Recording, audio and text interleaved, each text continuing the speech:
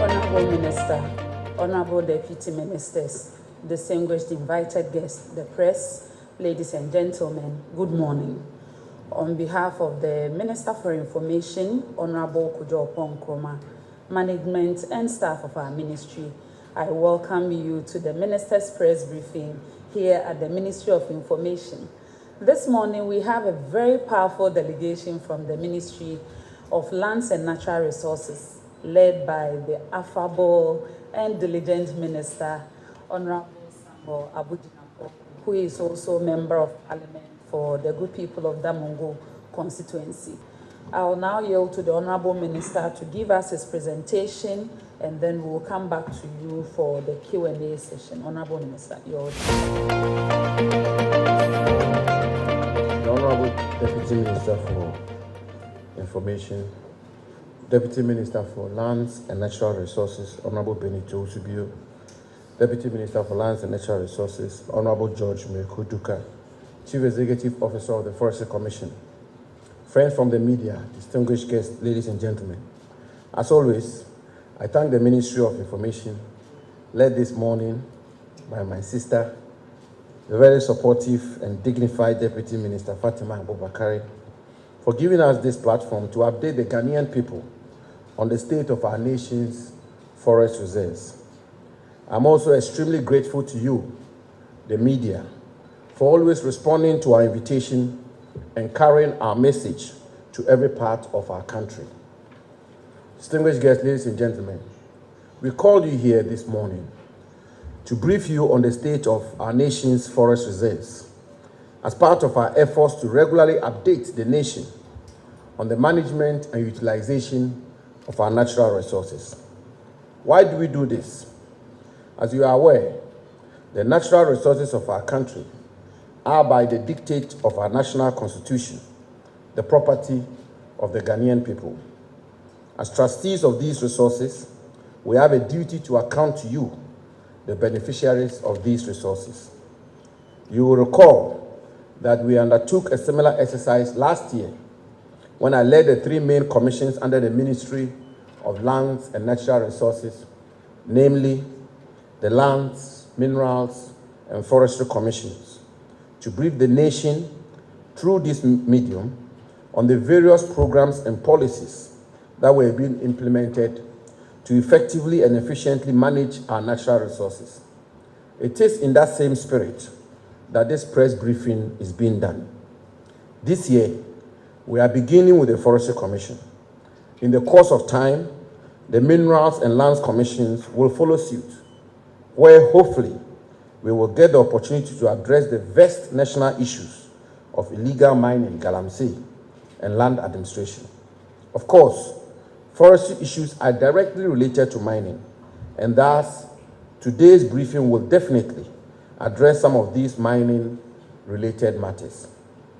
But before I invite the Chief Executive Officer of the Forestry Commission to present a detailed briefing on the state of our nation's forest reserves, let me begin by giving some brief context. A couple of weeks ago, the world celebrated International Day of Forests under the theme, quote, Forest and Health, end quote.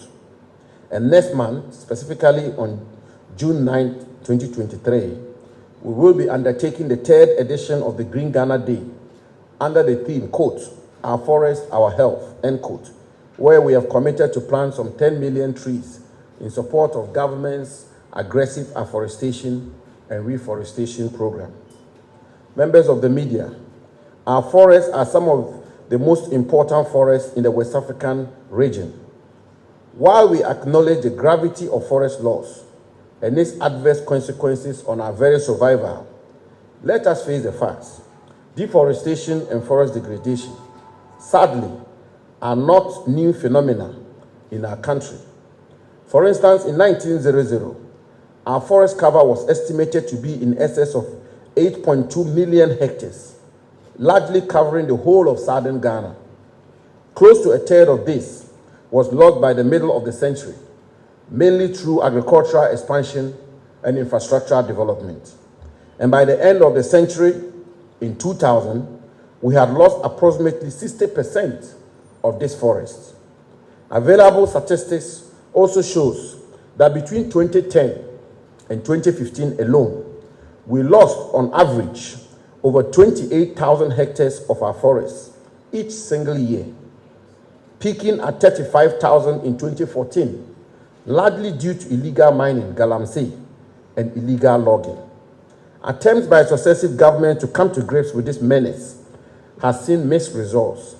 Indeed, in the 2012 Forest and Wildlife Policy, the then Minister for Lands and Natural Resources, Honorable Mike Hammer, my predecessor, in his foreword rightly bemoaned that, and I quote, the implementation of the 1994 Forest and Wildlife Policy, with all the associated reforms, could not halt the degradation in the forest resource base.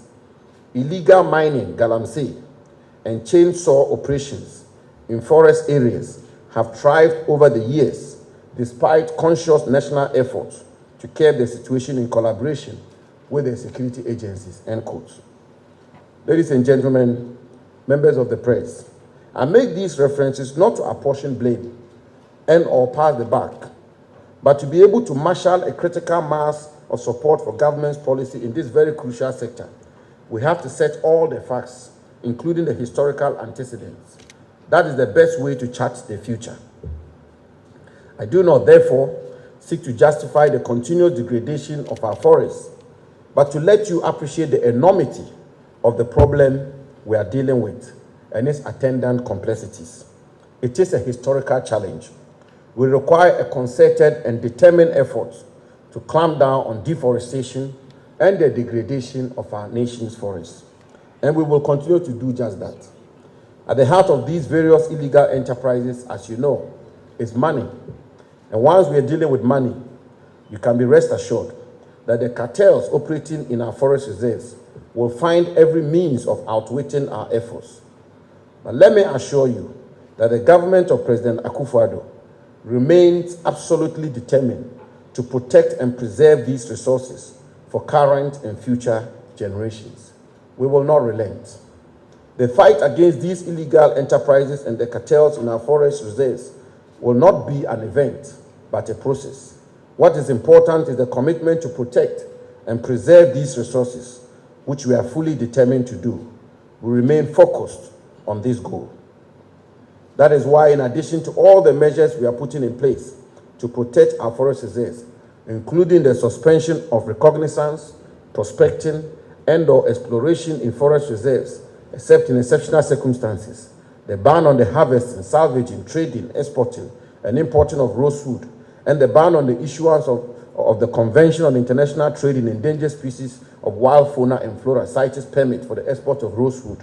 We have also embarked on an aggressive afforestation and reforestation program through initiatives such as the Green Ghana Project, the Forest Plantation Strategy, the Youth in Afforestation Program, the Youth in Plantation established as an occupation program, the Ghana Red Plus Strategy, and the Forest Investment Program. Through these initiatives, we are, by the day, increasing our forest estate while protecting existing ones.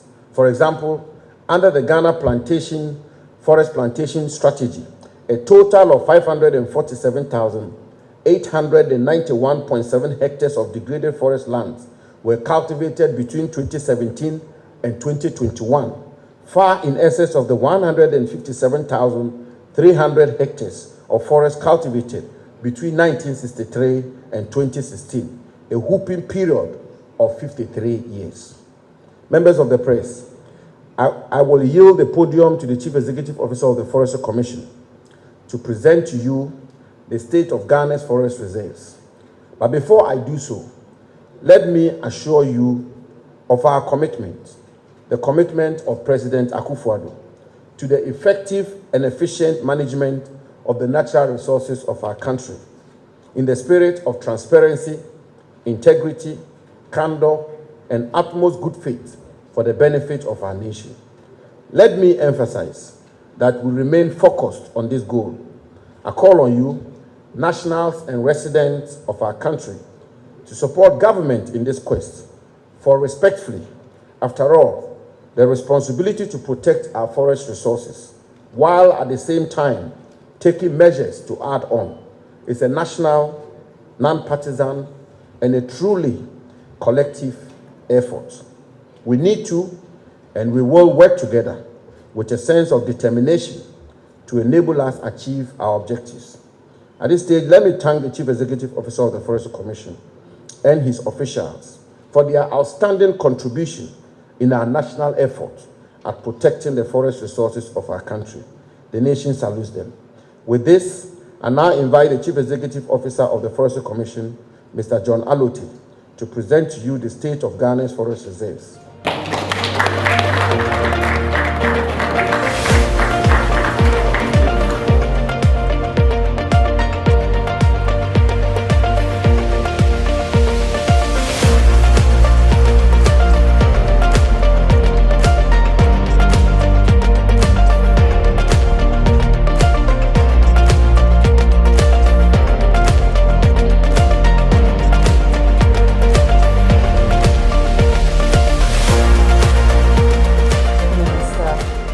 Chief Executive of the Forestry Commission, where do I start from? This is one of the most insightful and comprehensive presentations I have ever heard.